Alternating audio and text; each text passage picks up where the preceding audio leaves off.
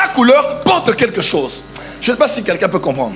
Donc la parole de l'Éternel, basiquement, c'est la création. Voilà pourquoi quand Dieu voudra te parler dans des visions, il utilisera toujours des images qui auront soit des chiffres, soit des couleurs, soit des formes. Quelqu'un me comprend maintenant?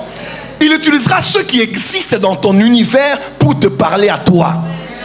Parce que dans chaque chose qu'il a créée, a été créée avec sa parole, et sa parole, c'est sa pensée. Il y a une sagesse de Dieu dans tout ce que Dieu a créé. Dans le sable, dans les astres, dans les fleurs. L'homme est allé très loin dans la science, dans la botanique, dans plusieurs autres sciences. Aujourd'hui, avec l'industrie pharmaceutique, on voit combien l'homme a travaillé pour utiliser les plantes pour guérir les hommes.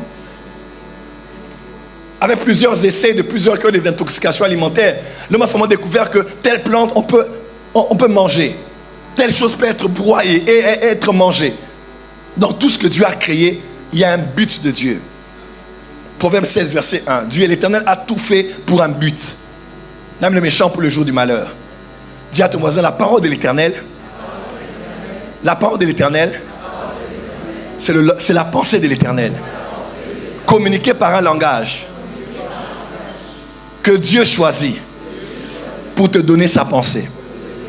Voilà pourquoi quand tu veux comprendre les visions, tu dois comprendre que Dieu utilisera que des images que tu connais.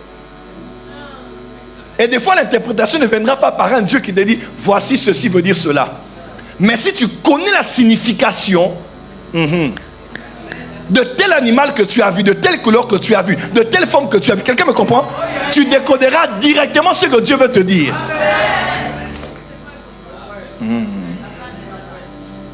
Je ne rêve que d'un chien, d'un chien, d'un chien. Humainement parlant, la nature nous enseigne que le chien, nous avons les caractéristiques. Mais la Bible parle, quand on parle des chiens, on parle aussi des méchants. Être poursuivi par un chien ne veut pas seulement dire être poursuivi par l'impudicité. Non. Ça peut vous dire qu'il y a un esprit méchant derrière toi. Et surtout, il y a un esprit apostat. Apostat. Et en 2025, Satan a libéré des chiens dans l'église.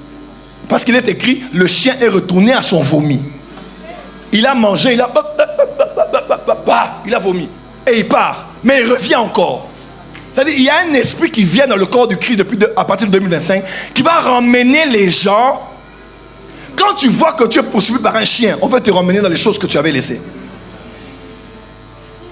Donc l'interprétation ne demandera pas forcément d'aller prier. Mais si tu es mature, tu sais décoder le sens des choses par la Bible, n'est-ce pas? Par la Bible.